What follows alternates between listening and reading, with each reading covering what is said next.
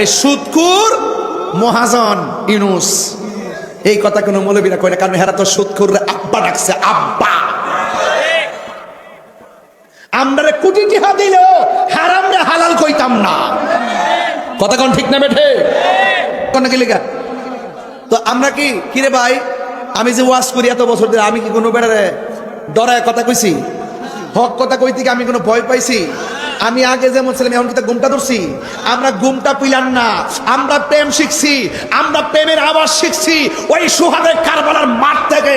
আমরা শিখেছি ইমামে আলী মুকাম থেকে জীবন দিব, কিন্তু ইমান দিব না। কথা বলেন ঠিক কি না বলেন? খাওয়া কি হালাল না হারাম? আর একটু জোরে কইন, আর একটু জোরে কইন। ডর করে আল্লাহর ওয়াস্তে সুদের টাকা দিয়ে বিদেশ পাঠায়েন না, নিজেও মরবেন, যেটা ফাটাইবেন হেঁটেও মরবো। কথা কোন ঠিক না বেঠিক?